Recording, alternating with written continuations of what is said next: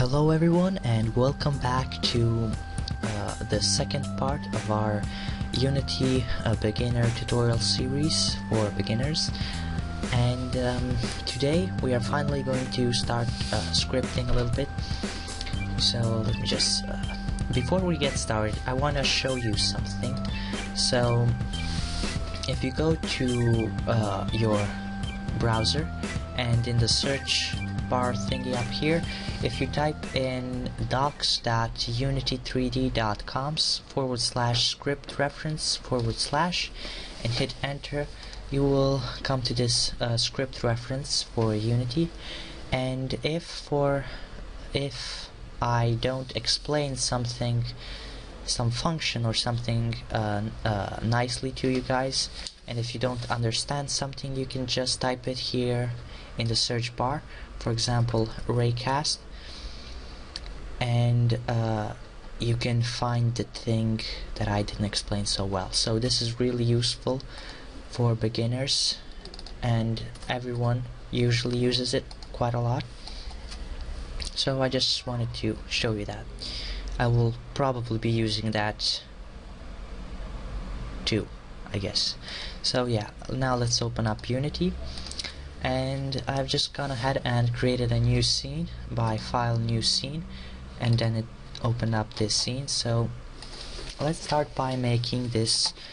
I guess we're going to be making a 2D platformer or something like a 3D platformer, because I still didn't download the newest version of Unity. So yeah, so click on the camera, and while your mouse is in the scene view, hit F to center on it, and you can use Alt and the left mouse click to look around it and stuff. You can use the middle mouse to move pan, I guess.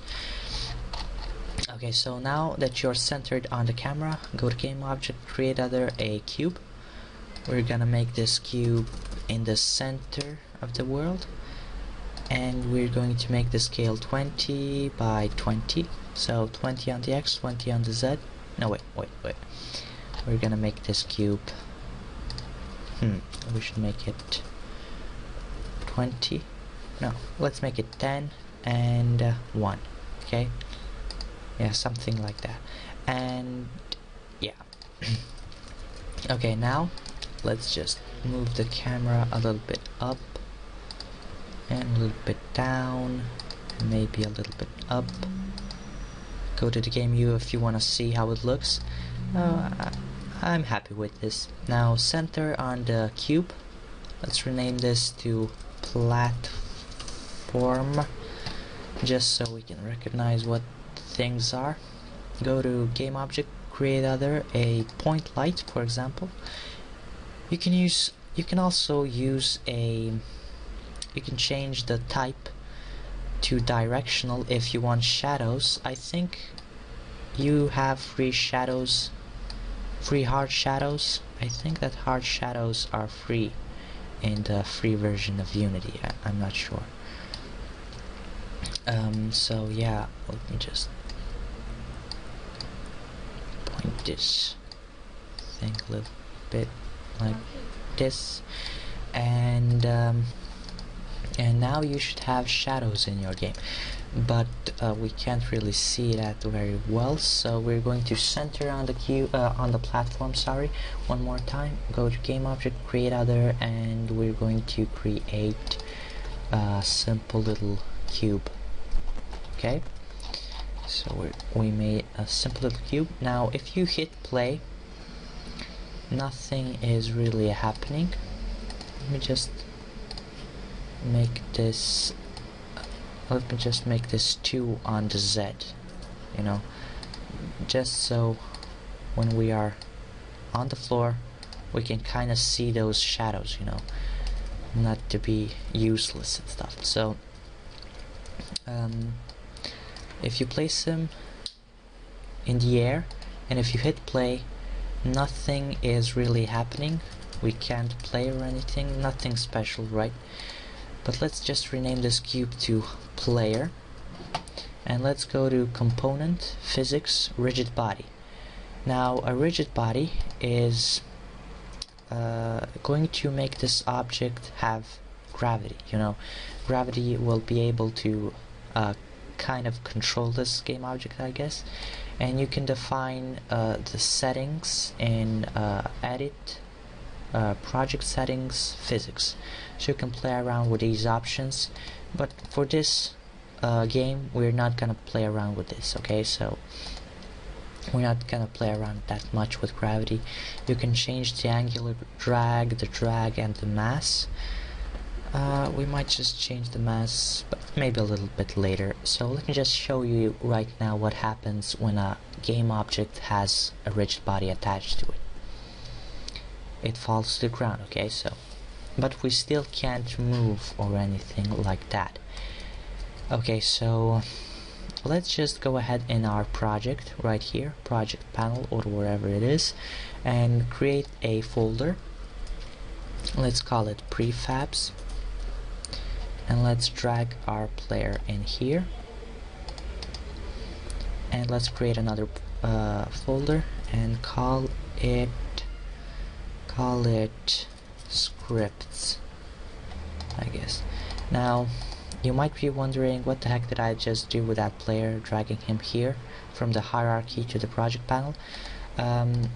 It's called a prefab, and we'll be going over that in the future tutorials, but I just want you to do this for now, even though you might not know what it is. So by dragging him from the hierarchy to the project panel, the hierarchy are all the objects that are in the current level or in the current scene, okay? Scene and level, that's the same thing pretty much. And the project panel, that's all the game objects, all the prefabs, everything in the whole game, okay? All the textures, scripts, everything. So when you drag a game object in the project panel, you get pretty much a duplicate from this one, okay? So now I can create multiple copies of this, and this can be used, for example, for making enemies and stuff. So yeah, it's really an awesome thing, and I just want you to do this for now, and maybe later on we will make some enemies and stuff. So yeah, now that you have your scripts folder, right click and create JavaScript. We're going to be doing this game in JavaScript, and maybe in the future we might just translate it to C#, because I also started learning a little bit of C# lately, so you know. So let's call this player script, and hit enter, and you can double click it to open it up in Mono Develop. Okay, it takes a little bit of time for my computer to open it up. Okay, finally. So before we start programming, scripting, let's just go over what we want our player to do. This is very important. So we want him to move to the right or to the left when we press A or D, or the left arrow key or the right arrow key, right? So for this, we are going to be using a input, okay? Now you can define your inputs in edit, project settings, input, okay? Now you will see this axes drop down menu. Click on it and you will see about 15 of these, and we are probably going to be using only about 3 of them. We're going to use the horizontal axes, the vertical axes, and the fire axes. So today we will be going over the horizontal axes. So this is the left and right, okay? So it's the A and D key and the left and right the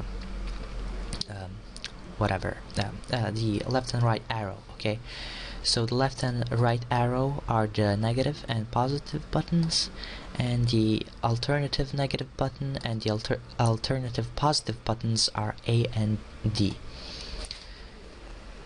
Okay, so yeah, so we're going to be using this axis. So when we press A, it's going to pretty much save it as, I think it's going to save it as -1, and when we press D, it's going to save it as 1. Okay, so in a variable. So that's what we are going to be using to know if the player is pressing A or D. So we're going to be doing this in function update. So let's start. If input dot, no, wait, we're going to create a variable called horiz, which is equal to input dot get axes horizontal. Okay, now let's just do something like debug.log horiz. Let's just see if this works. I'm not sure if this is going to work. Let's just check it out. Quick. Nope, it's not working. Oh yeah, right. I didn't type input. I typed input. So yeah, it's a syntax error. Okay, so let's attach the script to the player by clicking on the player right here and dragging the script onto him or onto the inspector. Okay, and now let's hit play, and down here you will see a 0.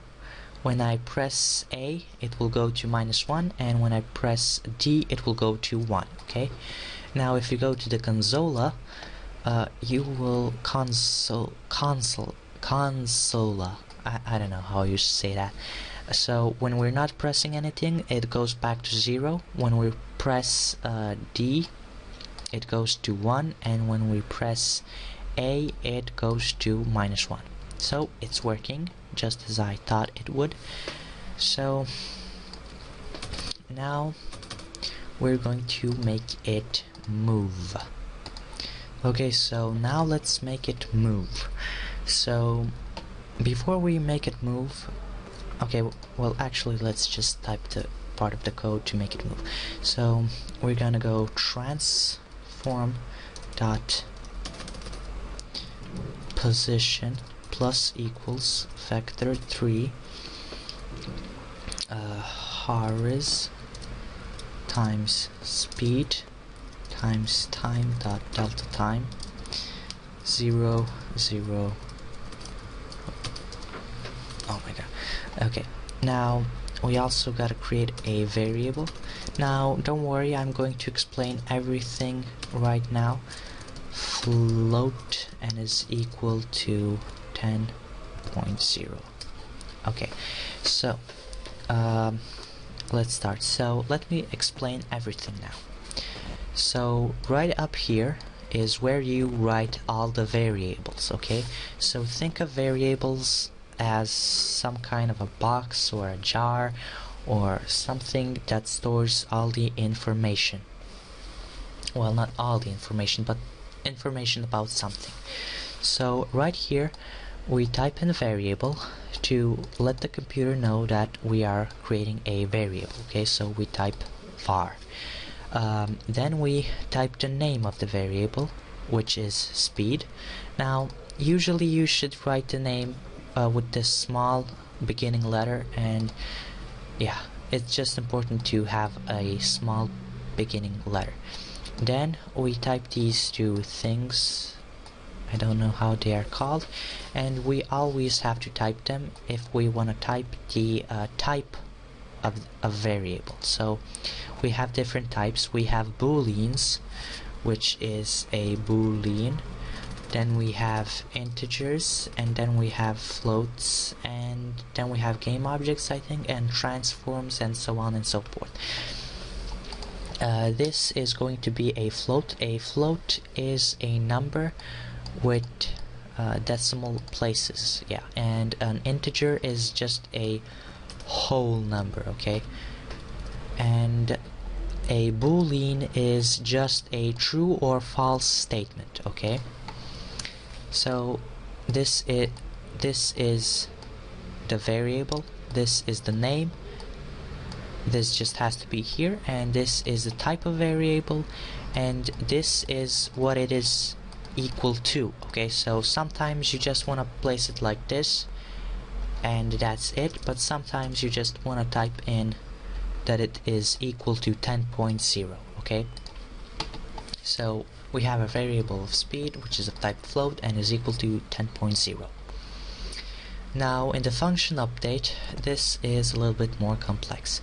So we are also creating a variable, but this time we're going to create it in the function update. Now function update, a update function is something that happens, I think it happens every single frame. So here we type things that are going to be happening every single frame. This variable is outside of all the functions because it only happens once. Okay, and so we are declaring a variable called horizontal. Okay, so the same thing, var speed var horizontal. We're just typing it horiz. Okay, and it is equal to input. Notice that I didn't type out the type of variable because it is not needed here. I think it's a vector 3. I think maybe it's not. No, it's not. It's not a vector 3. It doesn't matter. So we're typing in variable horizontal, and it is equal to, okay, it's equal to input.getAxis horizontal.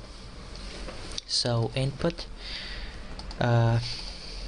this is when we press A or D, okay, so we are accessing the input thing from here. Edit, run, project settings, input. This is what we are accessing. Okay, so we're accessing input dot get axis. So we're going to the input, and we are getting an axis. So we're getting axis called horizontal. That's this axis. Okay, so whenever we press left, right, A or D, whatever we press, we're going to save it to this variable horizontal. Okay, so if we press A, it's going to save it to the horizontal one, to this horizontal variable. If we press D, it's going to save it to the horizontal variable. Okay, every frame. And then next line of code is transform.position. Okay, transform.position.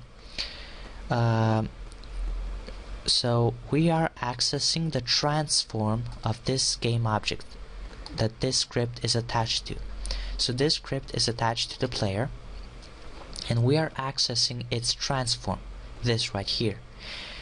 And we are accessing its transform dot position, so we're accessing its position. Okay, and we're setting that transform dot position to plus equals.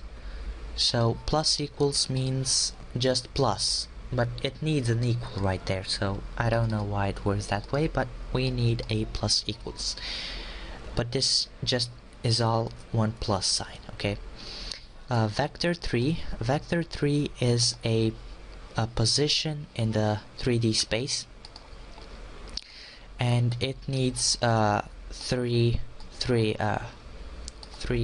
it needs X, Y, and Z position. Okay, so it's a point in the 3D space, or in the 3D world. Okay, so we're giving it horizontal. Okay, so horizontal, whenever we press A or D or left or right, it's going to change to 1 or -1. Okay, so if we press A, it's going to be -1, and then it's going to be times the speed. Okay, this is the speed, and times time.delta time. Time.delta time is the actual time. Okay, So we don't want this to be happening every single frame.